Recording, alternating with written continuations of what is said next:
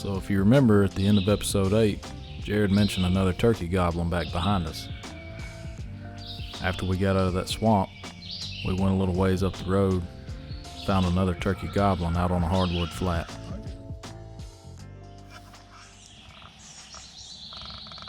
Gnats are out. Right there. Yeah, got one gobbler. Let's go.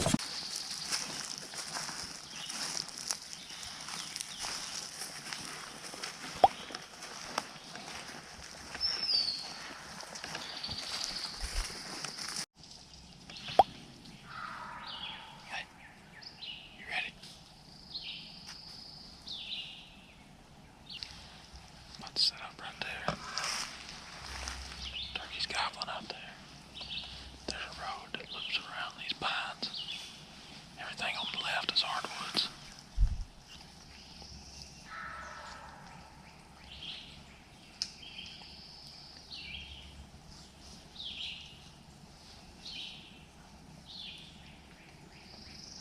Not good. As I'm standing there looking up the road towards the gobbler, waiting on Jared to get the camera rolling, a deer starts walking straight towards me and runs straight towards the gobbler. Dang deer just ran up the road and spooked.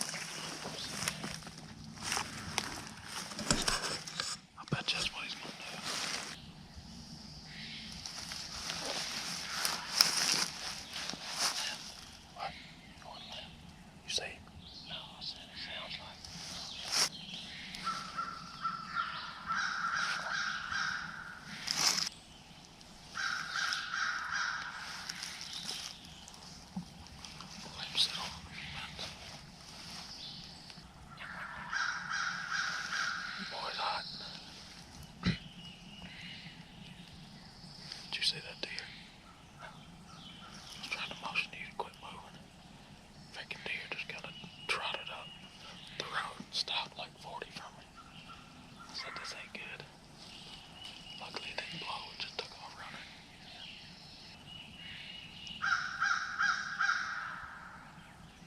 Dropping in the bottom. Yeah, it sounds like it. If he does, we need to get in this bottom and go to it. Yes.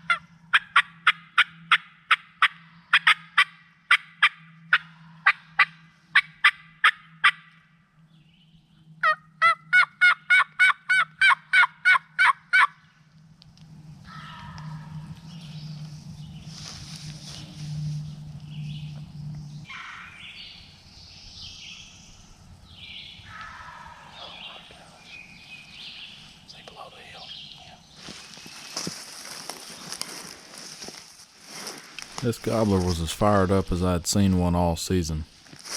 When he jumped on my calling like he did that last sequence, I fully expected him to come dancing straight to us through those hardwoods. Several minutes went by, he hadn't gobbled. The next time he gobbled on his own, he had moved, probably 100 yards or 150 yards off to our left.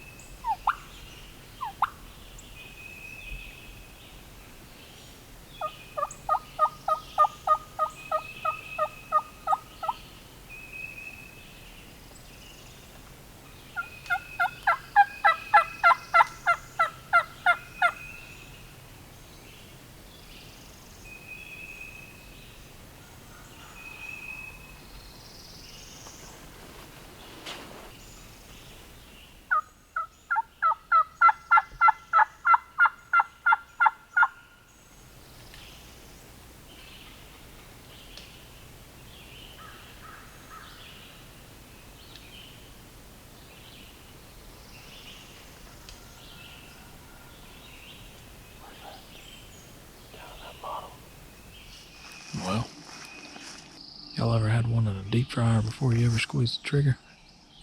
That's what I just did. I'd bet anything that sucker was coming in. Now, it wouldn't have surprised me a bit if he looped around behind us or to either side of us, but he was going to come in. I was going to get a shot. Nope. Had a hen with him when they were out in front of us. Didn't gobble for a few minutes. Next time he gobbled, he was almost straight left. Well, he had crossed and dropped off a little ridge and went across a slough.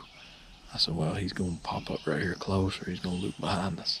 I got turned left and kept waiting and finally heard a hen yelp somewhere down in there, and I answered her and waited a little bit, called, got excited. I ain't heard him since. Terrain and vegetation and everything, I just don't think he saw us. I mean, he was in too tough of a spot to see us, but it's the way it goes when you count your chickens before they hatch. Still got some good bit of daylight left, but just gonna hang around, see what we can get into. Just got one goblin. Is that a goblin?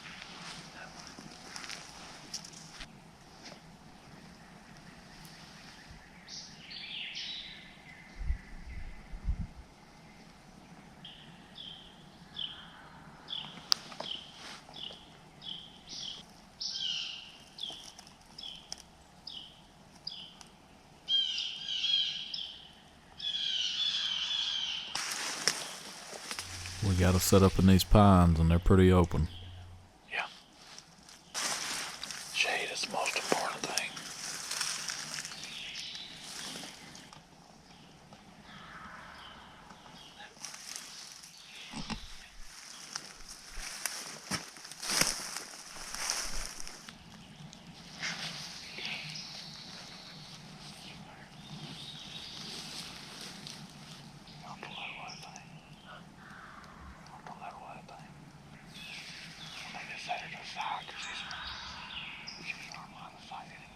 There's two turkeys together out there in front of us, and they gobble them pretty good on their own. I dropped my clippers out of my vest. I had to crawl over there and get them. Figured I might as well make a scene while I was there.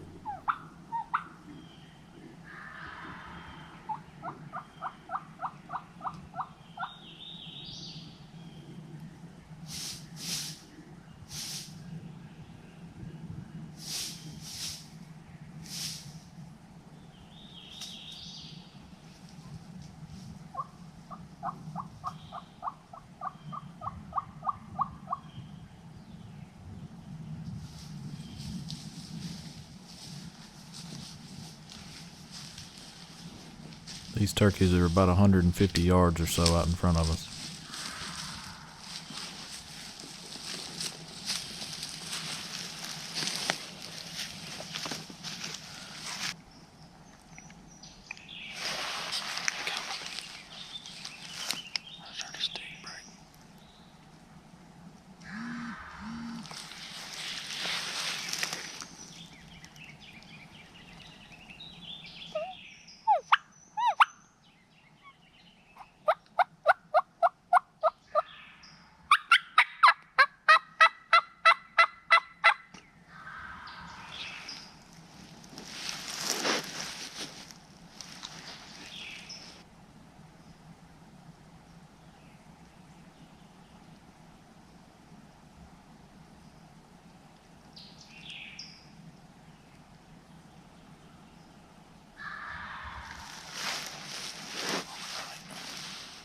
Take note of what just happened. Turkeys are definitely coming in, they're definitely closer, but they sounded like they were moving a little bit right, so I moved my gun to the right to anticipate where they would show up.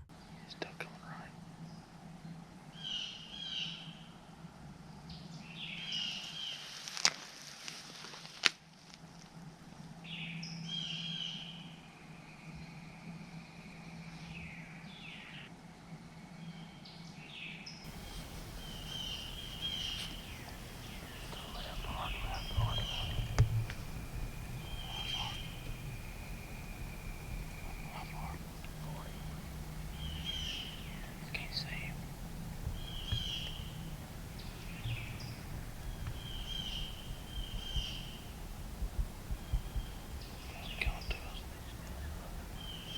These two gobblers had shown up almost directly to our left, and I had to swing 90 degrees to get on them.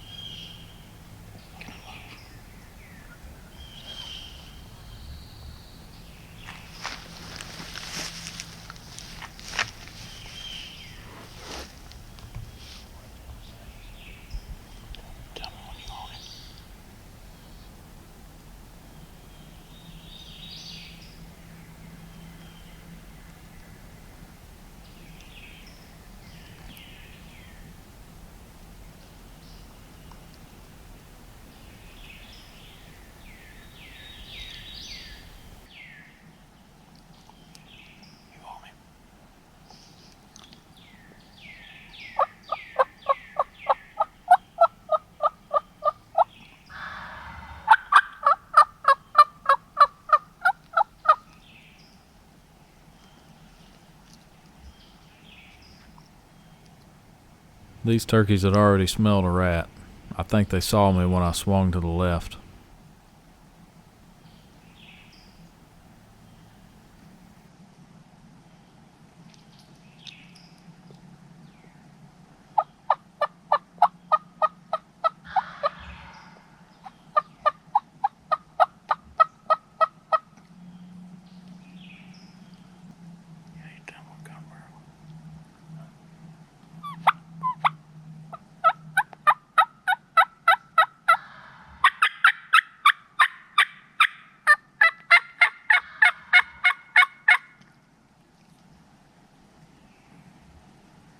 I blew it on this hunt. This is a good lesson to learn though. If you're hunting in planted pines like this, remember everything in there is vertical. The pines are all vertical. If there's something that's running horizontal, it sticks out like a sore thumb. When those turkeys were coming in off to my left and my gun barrel's pointed out in front of me, that's a horizontal line, and if that horizontal line moves, it's easier for them to pick out. There were two of them, and both of them couldn't be behind a tree when I moved, so I think one of them saw me, and they got a little suspicious and made a loop back out in front of us. I was calling at the end just out of desperation, hoping that they might get fired back up and come in, but I probably should have just stayed quiet. So I blew it. Two gobblers came in on a string. They got too close without me seeing them. They were coming up behind a bunch of pines, and I never got a bead on them. My gun was 90 degrees from where it needed to be, so when I swung, I think one of them saw me. So they made a loop, went back out there, and now they kind of back where they started gobbling. Ain't gobbling as good, but gobbled a few times since. So I split off from Jared. I'm gonna try to go up and get close to him. He's gonna stay back, trying to call him across me. Of course, that did not work.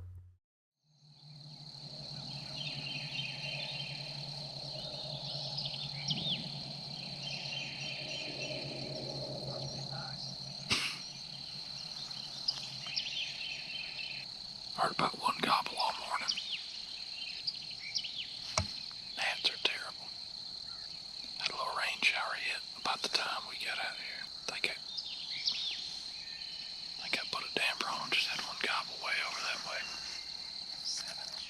It's not the one we heard though, is it? Hoping they might crank up here in a second.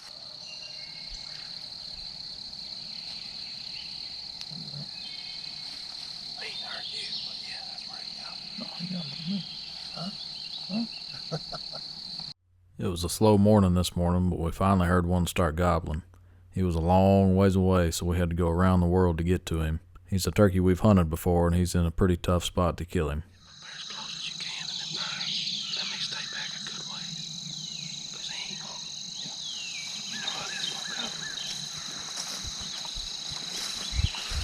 Yeah, he may be moving away. He's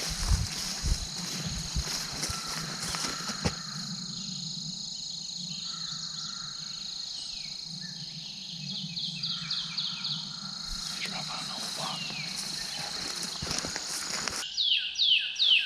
Turkeys are out there in open hardwoods.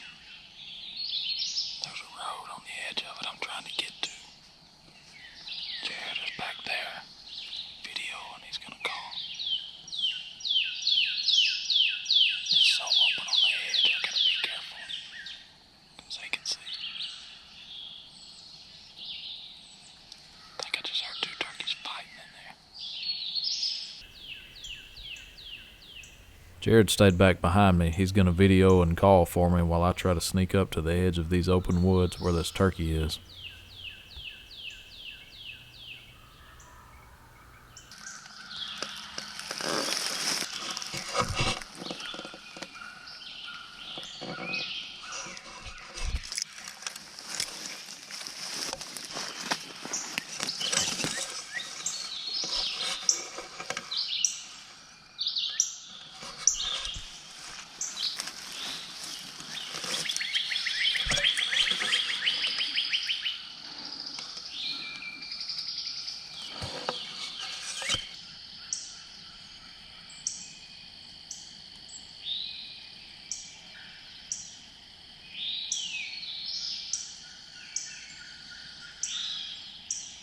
I got up as close as I could to the edge of these open woods. That turkey can see in there probably 200 yards in places.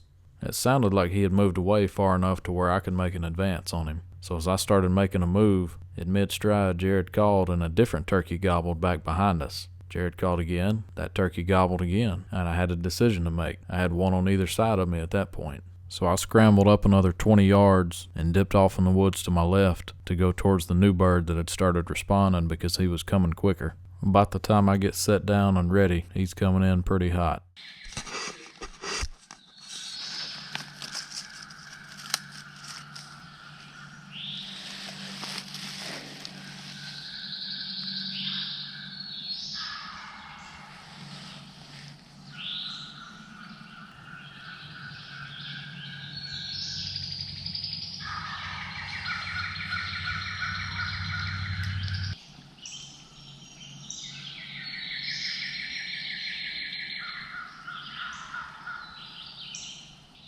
At this point, Jared's off to my left about 80 yards.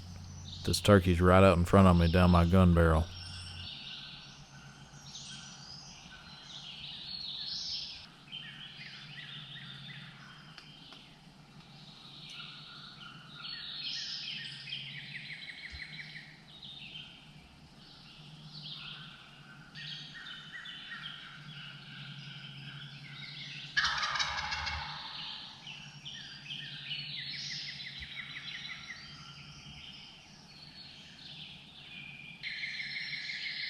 As luck would have it, I lost the card out of this Tacticam when I got home, so I don't have the footage. But this turkey comes into about 50 to 55 yards and hops up on a log and looks around. I didn't feel good about the shot, so I didn't shoot. I felt like he would keep coming because he didn't know I was there. After this gobbler comes in, stands up on his log, and then hops off, he starts flanking me off to my right, going towards that other gobbler.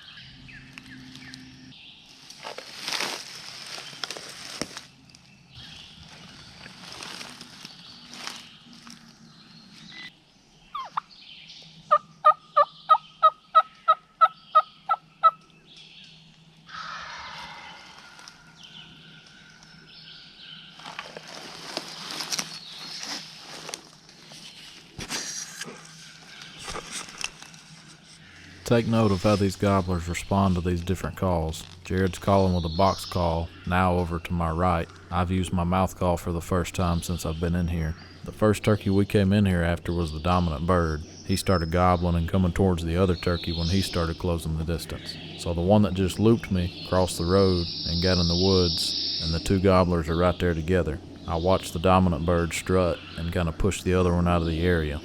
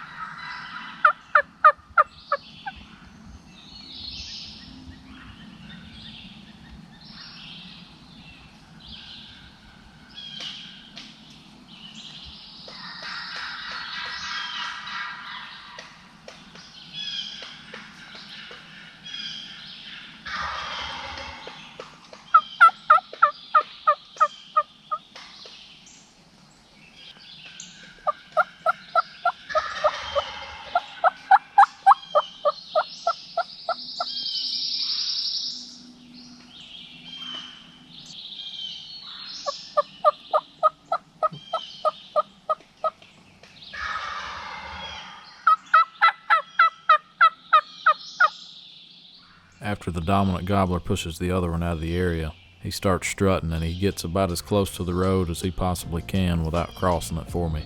He was facing me the whole time he was strutting, but he never would break and come in. He was probably 55 to 60 yards the whole time.